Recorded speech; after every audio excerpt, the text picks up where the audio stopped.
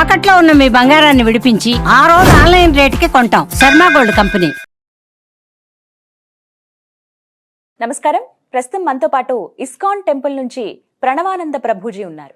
వారు గోవర్ధన ఇకో విలేజ్ ఆశ్రమంలో సేవ చేస్తూ ఉంటారు. అలాగే వివిధ మాధ్యమాల్లో కృష్ణ తత్వం గురించి, భగవద్గీత, భాగవతం, రామాయణం గురించి ప్రవచనాలు ఇస్తూ ఉంటారు. వారు ప్రస్తుతం సుమన్ టీవీ స్టూడియోలో ఉన్నారు. వారితో మాట్లాడదాం. ప్రభుజీ నమస్కారం అండి. హరే కృష్ణ. నమస్కారం అండి. చాలా సంతోషం గురుజీ మీతో మాట్లాడడం. కృష్ణుడి గురించి ఇష్టం ఉండండి ఎవరికి, ఏదో ఒకటి ఆ చిలిపితనం అన్నా, వారి రూపం అన్నా, ఇప్పటికీ ఇంకా మన ముందే ఉన్నారేమో, ఈ మధ్యలో మన మధ్యలోనే తిరిగారేమో అని చెప్పి ప్రతి ఒక్కరు ఫీల్ అవుతూ ఉంటారు. ఆ కృష్ణుడి గురించి ప్రతి ఒక్కటి కూడా అనిపిస్తూ ఉంటుంది. అలాంటి మీరు ఇంకా చాలా అదృష్టవంతులు. కృష్ణుడికి అతి దగ్గరగా ఉంటారేమో అని అనిపిస్తుంది చూస్తూ ఉంటే. ముందుగా మీ పర్మిషన్ తోటి అంటే వివిధ మాధ్యమాల్లో మీరు చెప్పారు కృష్ణుడి గురించి ఎలా ఉంటారని చెప్పి. ఇప్పుడు నేను అడగదలుచుకున్నది, ప్రస్తుతం ఉన్న జనరేషన్ కృష్ణుడిని చూసి ఏం నేర్చుకోవాలి అని అంటే ఏం చెప్తారు? హరే కృష్ణ అండి. మాకు కూడా ఎంతో సంతోషంగా ఉంది మీతో మాట్లాడటం ఈరోజు. భగవంతుడు యొక్క తత్వం ఎలాంటిది అని అంటే, ప్రతి ఒక్కళ్ళు కూడా ఎవరైనా సరే స్వామి దగ్గర నుంచి ఎన్నో విషయాలు నేర్చుకోగలుగుతారనమాట. ఈ ప్రజెంట్ జనరేషన్, ఇప్పుడు నా ఏజ్ వాళ్ళకి చెప్పాలి అని అంటే, కృష్ణుడు బృందావనంలో కొన్ని సంవత్సరాలు ఉన్నాక తిరిగి మథురకు వస్తారనమాట. మథురకు వచ్చాక దేవకీదేవి, వసుదేవులు అప్పుడు చెరసాలలో పెట్టేశారు కంసుడు. వాళ్ళ దగ్గరికి వెళ్ళి వెంటనే వాళ్ళిద్దరికి ప్రణామం చేసి కృష్ణుడు అంటాడు, ఒక పిల్లవాడి బాధ్యత తల్లిదండ్రుల్ని బాగా చూసుకోవటం. కానీ నేను పుట్టంగానే బృందావనానికి వెళ్ళిపోయా, మిమ్మల్ని బాగా చూసుకోలేకపోయా, కానీ ఇప్పటి నుంచి నేను సంకల్పం చేసుకుంటా మీ ఇద్దరిని చాలా బాగా చూసుకుంటాను అని అక్కడ చెప్తారు. తల్లిదండ్రులను ఎవరైతే బాగా చూసుకోరో వాళ్ళంటి వాడి పుత్రుడు ఉన్నా సరే లేనట్టే అని చెప్తారనమాట. కాబట్టి కృష్ణుడు ప్రతి ఒక్కళ్ళని, తన స్నేహితులని ఏ విధంగా గౌరవించారు. సుధాముడు, కుచేలుడు అని అంటాం మనం. ఆయన యొక్క రిలేషన్షిప్ ఎలా ఉండేది, దాంతోపాటు తల్లిదండ్రుల్ని, ఆయనని ప్రేమించిన వాళ్ళందరినీ ప్రేమించడమే కృష్ణుడికి తెలుసు. ప్రేమించని వాళ్ళని కూడా ప్రేమించడం కృష్ణుడికి తెలుసు అనమాట. కృష్ణుడు అని అంటే ప్రేమ. అందరినీ ప్రేమించండి, అందరినీ గౌరవించండి, అంటే భగవంతుడు నేర్పించండి. ద్వేషించే వాళ్ళని కూడా ప్రేమించడం ఎలా, అది మాకు సాధ్యం కావట్లేదని చాలా మంది అడుగుతుంటారు. ఈవెన్ నేను కూడా అదే ప్రశ్న అడుగుతాను. మానవ మాత్రంగా ఇది మనకి కష్టం అనిపిస్తుంది. వాళ్ళు అంత మనల్ని ద్వేషిస్తున్నారే, మనం వారికి తిరిగి ప్రేమను ఎలా పంచటం? కృష్ణుడు ఒకసారి బృందావనంలో ఆడుకుంటూ ఉంటారనమాట. ఎన్ని గేమ్స్ ఆడతారంటే కృష్ణుడు వాళ్ళ ఫ్రెండ్స్ తోటి. ఇప్పుడు మనం చూసిన అన్ని గేమ్స్ కృష్ణుడే స్టార్ట్ చేశారు. అయితే ఒకసారి చాలా ఆడి ఆడి ఆడి అలసిపోయి ఒక చెట్టు కింద పడుకున్నారు. పడుకొని ఇలా పైకి చూసేసరికి పెద్ద చెట్టు చాలా నీడనిస్తుంది అనమాట. అప్పుడు కృష్ణుడు అన్నాడు, జీవితం యొక్క సాఫల్యం ఈ చెట్టులా అవ్వటము అని అంటాడు అనమాట. అంటే ఎలా అంటారు? అయితే ఎవరికి అర్థం కాదు. ఏంటి కృష్ణ నువ్వు చెప్పేది అని అంటే, చెట్టును చూడండి, రాయి వేసుకొని గట్టిగా కొట్టారనుకోండి, ఏం చేస్తుంది చెట్టు? వెంటనే ఫలాలు ఇస్తుంది కింద. చెట్టు యొక్క గుణం అది. చెట్టుని ఏం చేసినా సరే అది మాత్రం వేరే వాళ్ళకి మంచి చేయాలనే చూస్తుంది. ఎక్కడి నుంచి? రూట్స్ నుంచి, మొదల నుంచి తన యొక్క ఫలాల వరకు ప్రతి ఒక్కటి కూడా ప్రపంచానికి ఉపయోగపడే విధంగా చెట్టు ఉంటుంది. రూట్స్ ని యూజ్ చేస్తాం మనం, కాండాన్ని యూజ్ చేస్తాం, ఆకులని యూజ్ చేస్తాం, ఫ్లవర్స్ ని యూజ్ చేస్తాం, కాయల్ని యూజ్ చేస్తాం, ఫ్రూట్స్ ని యూజ్ చేస్తాం. ఏదో ఒక రకంగా అన్ని అవుతుంది. అవును. భగవంతుడు అంటారు కృష్ణుడు అక్కడ, జన్మన్ యొక్క సాఫల్యం ఏంటి అని అంటే ఈ చెట్టులా పరోపకారం చేయడం. మన అని ఆలోచించదు చెట్టు. ఎవరు వచ్చి ఏం చేసినా సరే వాళ్ళకి ఏదో ఒకటి ఇచ్చిపోతుంది. ఎవరు ఏం చేయకపోయినా నీడనిస్తుంది. అది కృష్ణుడు నేర్పించేది. మన జీవితం ఈ దేశానికి, సమాజానికి, దైవానికి సేవ చేయటంలో. కానీ స్వార్థం అనేది పెరిగిపోయింది అనుకోండి, అప్పుడు then we cut off and మన కోసం నేను నాది అని ఆలోచిస్తాం. కానీ మొత్తం వసుదేవ కుటుంబకం అనే భావన వచ్చింది అనుకోండి, అందరికీ సేవ చేసి అనే భావన వస్తుంది. ఖచ్చితంగా నేర్చుకోవాలి ఇప్పుడు జనరేషన్. ఇప్పుడు అంతా కూడా ఫాస్ట్ కల్చర్ అయిపోయిందండి. ఇన్స్టెంట్గా కావాలి, దేనికి ఓపిక ఉండట్లేదు మనుషులకి. అంటే అలా ఓపికగా ఉండడము ఎలా నేర్చుకోవాలి అంటే ఏం చెప్తారు? ఏదైనా సాధించాలంటే దానికోసం పట్టుదలగా, దీక్షణగా అలా ఉండాలి. అప్పటికప్పుడు రిజల్ట్ వచ్చేయాలనే కోరుకుంటాం కదా, అది ఎంతవరకు కరెక్ట్ అంటారు? మీకు విషయం చెప్తాను. శబరి గురించి మీరందరూ వినే ఉంటారు కదా. శబరి తన గురువు గారి ఆశ్రమానికి, మతంగ ఋషి ఆశ్రమానికి వచ్చినప్పుడు 5 సంవత్సరాలు హా.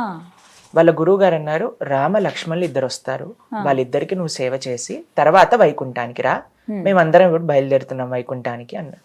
సరే గురువు గారు అని ప్రణామం చేసింది శబరి. ప్రతిరోజు ప్రొద్దున లేవంగానే ఆశ్రమాన్ని క్లీన్ చేసి చక్కగా పేడతో అలికి ముగ్గు వేసి ధూపం పెట్టి రామలక్ష్మణులు ఇద్దరికి కూడా హారం తయారు చేసి దాని తర్వాత పళ్ళని తీసుకొచ్చి కూర్చునేదన్నమాట. ప్రతిరోజు చేసింది. ఎప్పటి వరకు చేసిందో తెలుసా? 90 సంవత్సరాలు పైబడిన వయసులో రామలక్ష్మణులు ఇద్దరు వచ్చారు. అమ్మో. కానీ ఒక్క రోజు కూడా నేను ఇప్పుడు ఆఫ్ తీసుకుంటా, నాకు చేతన అవ్వట్లేదు, ఈ రోజు వస్తా, ఇన్ని రోజులు రాలేదు కదా, రేపు వస్తారో లేదో ఏం తెలుసు, వచ్చినప్పుడు చూసుకుందాం అని అనుకోలేదు.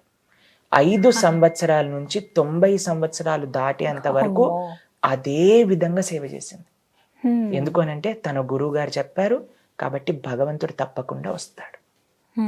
అందుకే మన శాస్త్రం చెప్తుంది, ఉత్సాహాత్ నిశ్చయాత్ ధైర్యాత్. ఎంత ఉత్సాహం ఉంటుందో మనకి అంత ఓపికతో కూడా ఉండాలి.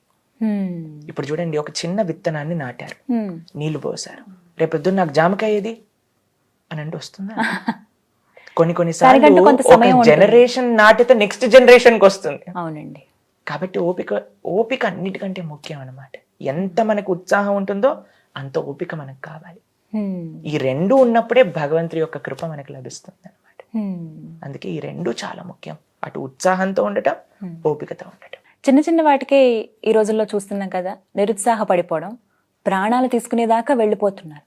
అవి ఎంత ఘోరంగా ఉన్నాయంటే ఆ కారణాలు వినే వాళ్ళకి చాలా సిల్లిగా అనిపిస్తున్నాయండి.